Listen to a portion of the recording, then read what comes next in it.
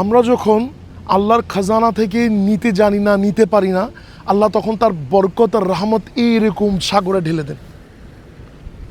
আল্লাহ কোরআনে বলতেছেন, ইয়া আইয়ুহাল ইনসান, not just the Muslims, but the love which Allah expressed to the 7 billion inhabitants of the world.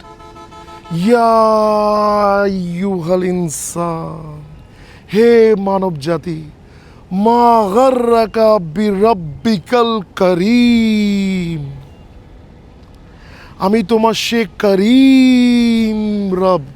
ওই হই হই হই, আল্লাহ বুঝাচ্ছেন যে আমি তোমার সে করিম রব, যাকে ভুলে অন্য জায়গায় যাচ্ছ তুমি, যার থেকে না চেয়ে অন্যের থেকে চাচ্ছ তুমি। তুমি যার থেকে চাচ্ছ তাকে তো আমিই দিয়েছি।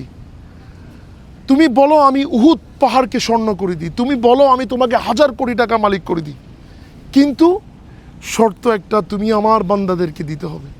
আমি তোমাকে দিব, তুমি আমার বান্দাদেরকে দিবি। দিলে আমি তোমাকে অসম্ভবভাবে বাড়াই দিব, তুমি চিন্তা করতে পারবে না, আমি তোমাকে এমনভাবে দিব। আমরা নিতে নিতে হয়রান হয়ে যাবো, আমার আল্লাহ দিতে দিতে হয়রান হবে না। আল্লাহ ওয়াদা, তুমি 1 দাও আমি 10 দিব, তুমি 10 দাও আমি 20 দিব, তুমি 20 দাও আমি 50 দিব, 100 দিব, 1000 দিব, দিতেই থাকবো। কিছুদিন পর আশেপাশে মানুষ অবাক হয়ে যাবে যে ও অমুক ব্যক্তি টাকা কামায় না ছাপায়, এরকমভাবে আল্লাহ দিবেন।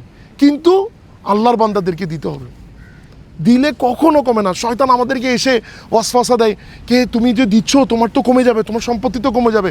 তখন মনের মধ্যে ইয়াকিন, না না না না না, আমার আল্লাহর ওয়াদা, আমার রসুল বলেছেন সাল্লাল্লাহু আলাইহি ওয়াসাল্লাম যে আমার আল্লাহর রাস্তায় খরচ করলে অবশ্যই আল্লাহ তাকে বাড়ায় দেন, এবং এমন অসীম দেন যার সাথে কারো তুলনা হয় না।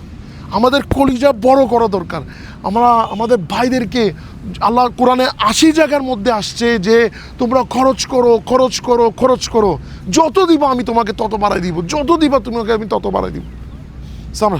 আমরা চেষ্টা করি আমাদের ভাইদেরকে, আমাদের আল্লাহর রাস্তায় যেখানে যেখানে সম্ভব, যে যে পন্থা আছে সব জায়গার মধ্যে আমরা আমাদের মালকে খরচ করি।